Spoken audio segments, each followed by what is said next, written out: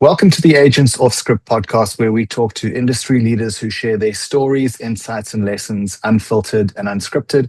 I'm your host, Lawrence, and today I'm joined by Brendan Locke, the co-founder of AirOffices. In a world where work has become flexible and mobile, AirOffices is redefining the way that people access great spaces, from cafés to corporate hubs, using a QR-driven, low-friction booking experience. Welcome, Brendan. Great to have you here. Thank you so much. I love the intro of unfiltered, unscripted, and I think we're going to have some fun together. Well, that's exactly the ethos of the podcast series is, having really good conversations with people who are having a meaningful impact in their space. I mean, I've positioned AirOffices to a certain extent, but I'm sure, you'd be able to give us a little bit more context around the company, what it is that you do, areas of operations, etc. No, absolutely. We're trying to solve for where will people work, and the tagline is "Good work matters." And there's a reason for that, and that is that about 2 years ago, a good mate of mine said, "Brendan, you're actually not doing well." And so I said, "Well, what do you mean?" He said, "You're showing signs that that mentally you burnt out." And so that resulted in Lawrence booking an appointment with a doctor who specializes in doctors and NGO workers who burn out. And so I made an appointment with her, and she spent an hour with me, and she said, "Brendan, you are toast. In terms of extreme, you need help, and you're probably not going to be able to function anymore in your NGO." So that ended up derailing me, and I had to quit my job, and ended up at home trying to work from home, which, if you are struggling with mental health, is a terrible place to be. And to try and alleviate that, I started just to work in a coffee shop, and noticed that I was one among many people working in coffee shops. And so I thought, well, I actually want a beautiful space to work. So why don't I make a business out of it? And all these people that are also working, I'm going to form a co-working space. And so I did some costing in terms of, rental and the business model and all that. And I wanted to create a really beautiful space to work. And then had the idea that I could get an anchor tenant that maybe was a church that needed to use the venue on a Sunday, and then I could put in office pods during the weekend, and in that way create a viable model. And so I did that, and then met with a business accelerator called Flippy Geldenes in Stellenbosch. So first time meeting, explained to him the context, explained to him my background. So he listened without saying much. And then Lawrence, he said, "Brendan, do you know anything about property?" So I said, "No, Flippy. No, Philip." And he said, "Do you know anything about co-working space?" So I said, "No." He said, please don't do this." He said, "You're just going to make a mess." So I drove home from Stellenbosch going, "Okay, God, now we've established that I know nothing. I need help." And the co-working spaces need two things, which is people and space. And I just had the idea, well, coffee shops have got both.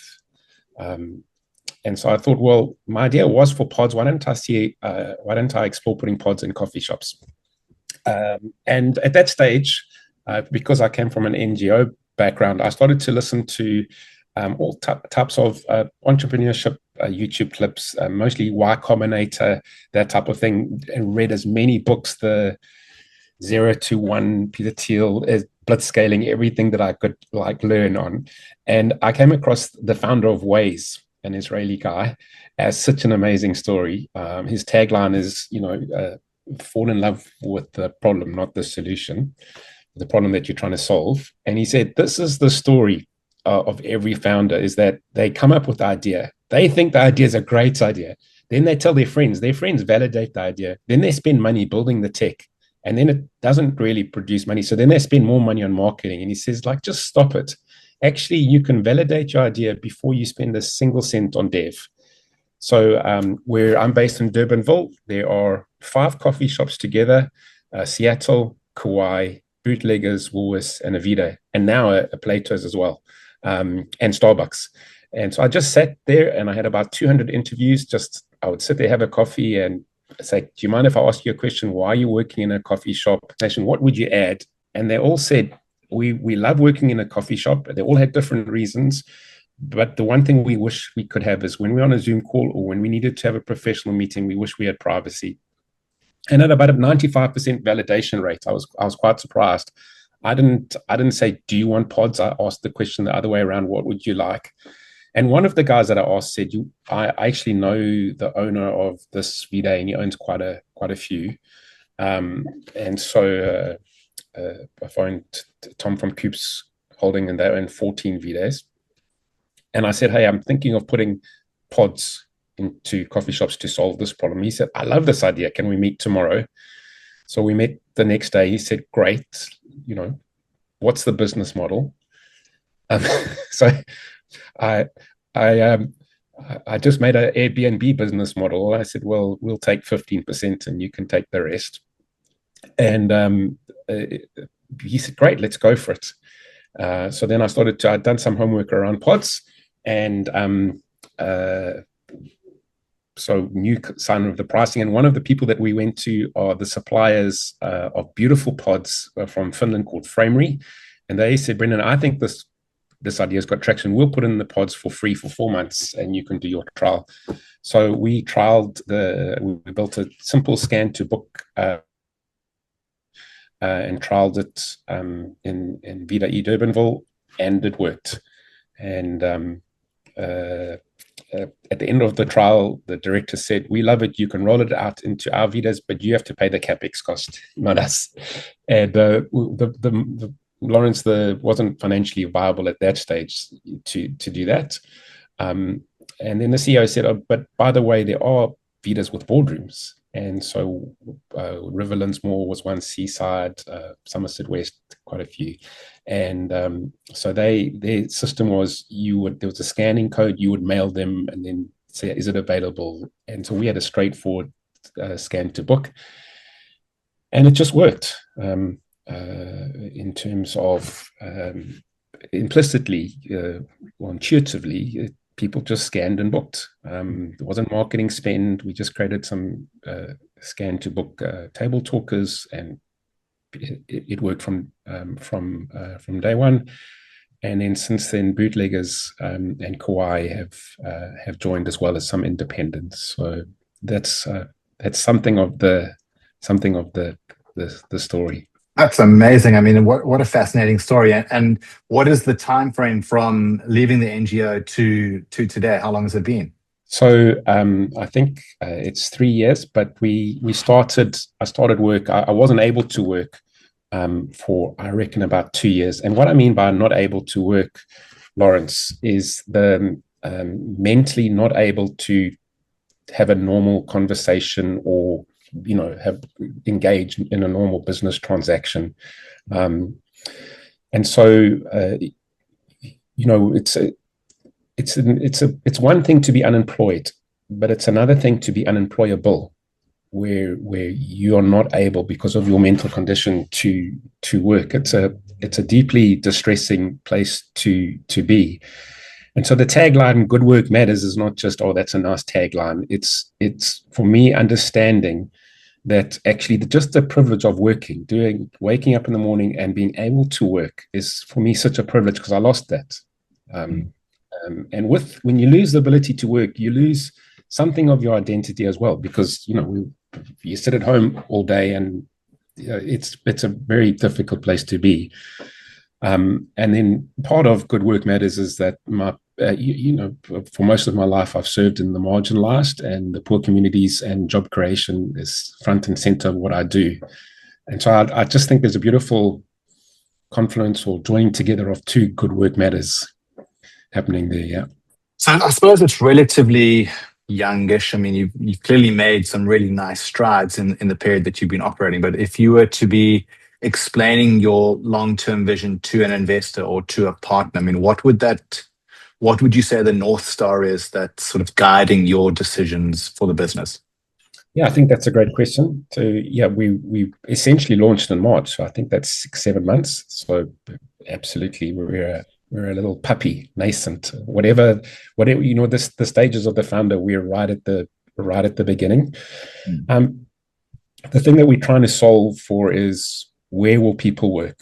My understanding is that of people earning more than 10K a month, the 54% of them are either hybrid or remote, and that figure is moving upwards.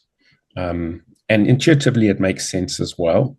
My thesis is that, well, first of all, I do believe in working together. So I'm not against that. I really believe we're created to work together.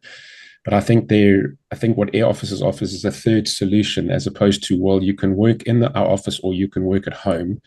Well, what about if we created regional hubs that you can actually still work close to home, but in a professional environment, and you don't have to worry about the garden cleaning services making a noise during a Teams meeting and stuff like that.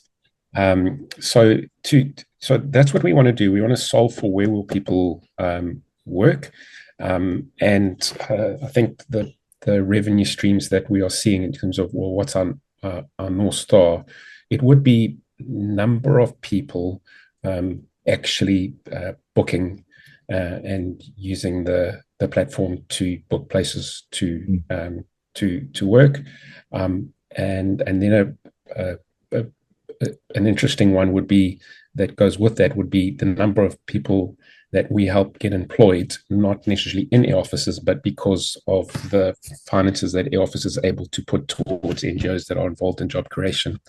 So those would be two North Stars for us, would be number of users and number and job creation. In terms of that number of users, that would include office space, boardroom, conference venues, and co-working spaces. So all those spaces, I think we'd love to have a footprint. I think we can get there. And then the thing that holds it together is, at the center, is the user. And I do think that there's the case of offering individuals, small business and corporates, bulk hours that they can use, whether they call it bulk hours or tokens or air miles, that they can use at venues that have opted into that. I'd imagine, being sort of 7-8 months in, you're probably quite a lean team, everyone wearing many hats. How do you, as the co-founder, as the leader, how do you balance the strategic direction with what's required from a day-to-day perspective when it comes to sort of executing? Yeah, I think you're gonna laugh at my system. I've got two. The one is a CRM that helps me concentrate. But then in my office, I've got little yellow post-it notes, and I've got a 90-day plan and on various things, and I just move those post-it notes along the office. In other words, there's like but almost, if you can consider it like a racetrack, and these little yellow post-it notes move it down. I think I have the ability to see the various pieces of the puzzle, and so strategy is, I enjoy that. I think the actual execution is probably where I just have to put my head down and do the hard yards.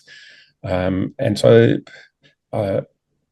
I use a simple system called Core, and it's basically just capturing what I want to do, then putting it into an operation, reviewing, and then execute. It's not mine. I got it from a guy that works for Google, and that just helps me actually plan my week. Also prevents me from, Lawrence, where you think, oh, I must do that, but it just stays as a must to do that. I put it straight into my phone, and then at the end of the evening, I'll look whatever those things done, and then I'll see whether they need to go in, and then I don't have to worry about that in my headspace. It is a lean team. It's myself and a co-founder. So I am used to having a staff to execute. Now it's just me, and literally you have to do everything, as you would know in chatting with them. And I've just settled that, is that at this stage you just do everything.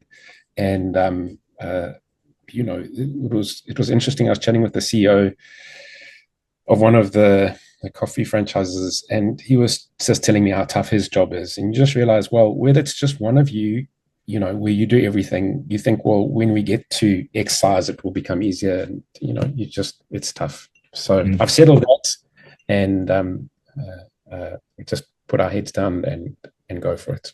The one thing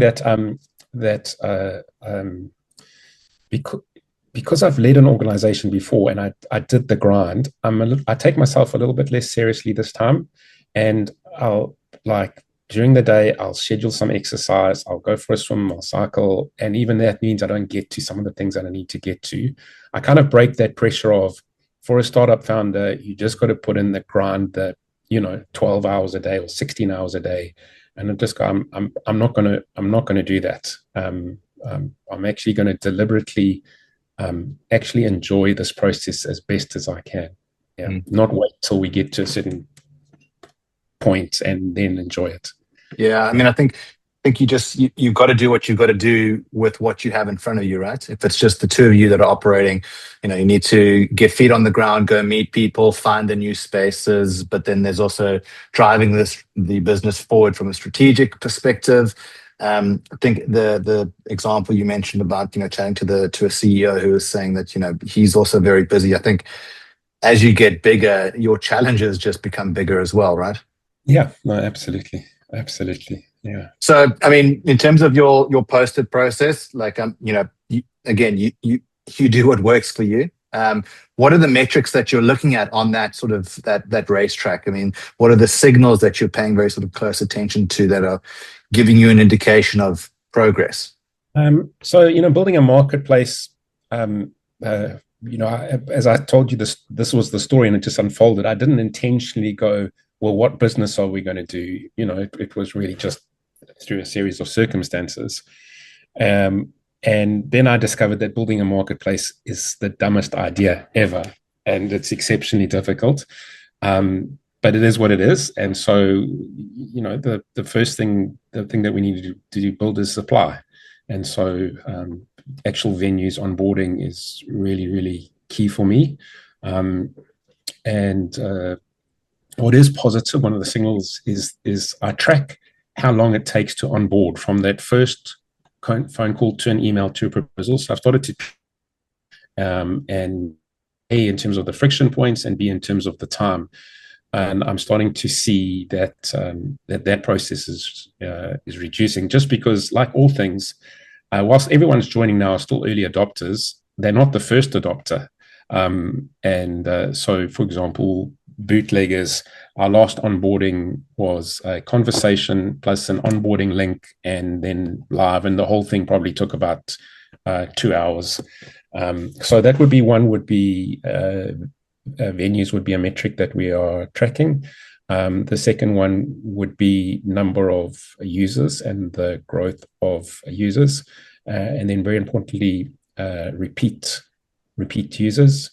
Hours that they're booking, when are the times that they are, when are the times of demand would be things that we would be tracking. But Lawrence, the hard yards now. The wonderful thing is that that the venue brings a supply at this stage, because when you onboard a Kauai or a bootlegger or a Vita, and hopefully Starbucks as well. We'll see what happens there. They have people that are already there that that want to use that product, it just wasn't easily available. And so for me, concentrating on venues, and when there's density in an area, then we can move towards actually selling subscription to users. And we're just about there. And when I mean just about there, within the next week, we will test out subscriptions to users that have already used a venue, and then offer them to say, listen, for a monthly subscription, you get X. And that's really where we see the value. Yeah, it makes complete sense to have that sort of trajectory in the commercial model. So I'm quite interested to dive into that onboarding process that you mentioned. So you reach out to a venue, you have an initial engagement with them, they're interested, and they say, cool, let's do it. What does that process look thereafter? How do you get the pod installed? If they have a boardroom, sort of log that onto the system and make it then available to the professionals who are sitting in that space? The process in terms of first prize is it's a conversation either in person or online, and just explaining the concept. Next step would be a proposal with a onboarding link. In other words, so they just would fill in all the information, much like you would be an Airbnb or Lekkerslaap. We get that information, and then we put it into onboard, and then produce some, if the brand allows, some QR table talkers, and it goes live. So that process can happen very easily. However, that's not the norm, and there are friction points, as you know, along the way. And I think the friction points are, it's really interesting just to note, because you think, maybe I naively think, that if you can offer a product that you can prove brings value, that people will just say, yes, sign me up. But there are all sorts of reasons why people say no, or just don't even answer. And that, for me, one of them is just is this maybe a sense of loss of control. This is our asset, and we are not sure that if we put it out there onto a platform that we would lose control. For some of the owners, they actually really like to use that boardroom as their office, which they acknowledge. And now they might have to vacate it. So all sorts of reasons. And I think you are bumping ahead. Particularly, let's say, for example, the conference venues. The desire to we actually want the client to email us, and we'll take ownership of that. And even though it's 20 emails backwards and forwards, we like that. So I think that that you find the friction of we're fearful that we'll lose control. It's such an amazing thing, human psychology, that wanting to control.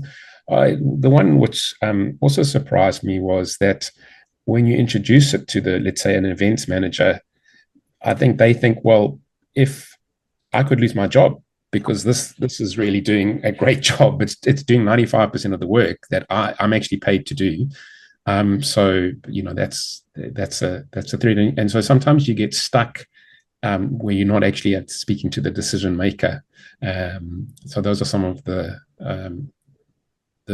friction points, and then obviously, in the beginning, you really want to provide value to those venues, and not just charge a subscription. And because everyone wants to take a subscription from everyone, and the franchisees everyone takes a bite out of them, and so certainly we want to add value to them. And so we'll do some marketing. And when I say marketing, it's not so much ad spend, we'll get there, but it's real manual marketing. For example, seeing the businesses that are around that, and actually approaching them either via mail or in person, saying, hey, this is a new venue, would like to offer you a boardroom plus a free coffee, and just really working hard to provide value in the beginning. As the market grows, I think that will become easier. But certainly just recognizing that for these franchisees, the margins are tight. They are tight. So I think providing value to them, and then providing delight for that user, that experience is a joy. If I understand the business model correctly, there are essentially two levels of client acquisition. You have your partners, finding really nice spaces, partnering with them, providing pods and access to boardrooms, etc. And then obviously you have your sort of end user, your professional who's sitting in the coffee shop. Yeah.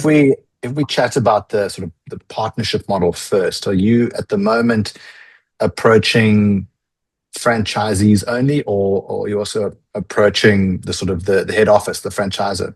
So ideally, well, it is both. It just depends what opportunities open to us. Ideally, it's much easier to get to speak to head office, and where they actually say AirOffices is the booking channel. So that becomes a joy for us. And sometimes we haven't got there and we just deal with the franchisees, and then it just becomes a referral basis. I'm comfortable at both. But it's been actually quite a joy, Lawrence, to speak to the franchisees and really see a value of what they do. I think that they're sometimes the heroes in the franchise game. It's for me, it's been really interesting is to see the brands that have been created are exceptional, and the franchise owners have done so well to get to a stage where the franchisees can easily come on board and do well. But once that's up and running, then the franchisees really have to work hard as well. So it's both. And what sort of return on investment are you positioning with the franchisee? What's the big aha moment for them or the hook that makes them think, this is great, I should get Brendan and his team in here? It's not difficult because their system proves itself that it's not working. If they've got a boardroom, by and large, it's hidden. In other words, you would need to go and either email or click somewhere and then send another email. So generally the process to discovery of pricing, value, booking, payment is hidden. That obviously that's the value proposition to them. And then secondly, we're now at a stage where we're starting to get a feel for what that booking brings over and above the booking revenue, because the booking revenue as a total percentage of a franchisee's income is not significant, but the food revenue that is attached to that booking revenue is significant, and so we are hearing figures of a multiple between 3 and 10 times booking revenue is spent on food, and the reason is because now for the first time, AirOffices is really attracting a business client, and the business client brings a business card, not his personal card. So normally you go to Vida or Kauai or Starbucks or Bootleggers, and you go with your friend and you pay. But when you book a boardroom, that's a completely different story, and I think that's why we're seeing the multiple of 4 to 10 times of free revenue, and that's a real value add. Lawrence, it's pretty simple. We'll say we'll load you up, and you can take it for a test spin, and see if it brings value. And I think that it's working for us. So we're pretty confident in that offer. Yeah, it makes complete sense. So then, if we turn our attention to the consumer, to the professionals that are sitting in the coffee shops, you mentioned you put table talkers up, and I assume if there's a sort of pod in the coffee shop, then it's obviously visible that there's this sort of option, and they would therefore be able to find out a little bit more about AirOffices. But beyond that, what's the sort of strategy to draw attention to AirOffices as this is the great option for you to consider? That's a great question. So at the moment, what we've kind of done is just copy Lekker Slaap, which is those users. We will send them where the venues. Lekker Slaap, you get. Well, I get a weekly. Hey, try this one. We're having a special there. That type of thing, which I think is very helpful. And so that's in terms of just letting them know where the venues are. And then I think the next step would be the corporate emails to corporates where they're able to buy for their users. So we have started discussion, Lawrence, with a national financial advisory company, and in terms of saying, hey, listen, this is where we're going. This is where I think we're able to deliver. Would you be interested? Would you see value in all your financial consultants being given X number of hours? The company would pay X, and then you can distribute those hours to your staff, and then your financial advisors are not having confidential conversations in coffee shops, but they're meeting in private professional environments. And so that conversation went well, and you Lawrence, you can think intuitively that just makes sense in terms of professionalism. And so absolutely, that's a financial consultant, but we actually we discovered I used Clay Christensen's jobs to be done framework, and in that research, that 4 months research, we discovered 34 different categories of people who would actually who don't have an office but would need an office for an hour or two. And so what's really nice is that research is done, and then when the budget comes in terms of being able to market, we're not just shooting out and hoping that, oh, there's this boardroom. We can target pretty accurately. Really, some really interesting ones. One of them was moms who run a business, and in the afternoons, if they've got a business call, they just can't take it at home because their kids are just demanding. So they just need to be able to book a space close, just pop in the car, 1K away, book that meeting, or even just 2 hours away for the kids to be able to concentrate. Now, when I tell moms that, they go like, "Oh, of course, you're obviously not a mom because that's the no-brainer."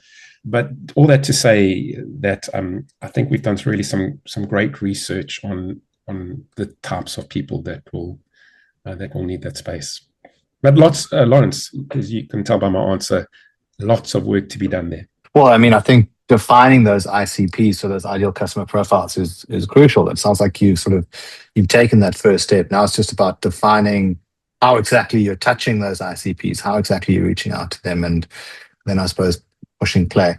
If you look back at the company and sort of where it is, the growth that it's seen over the last sort of 12 months, from conception to where it is today, what would you say is working really well?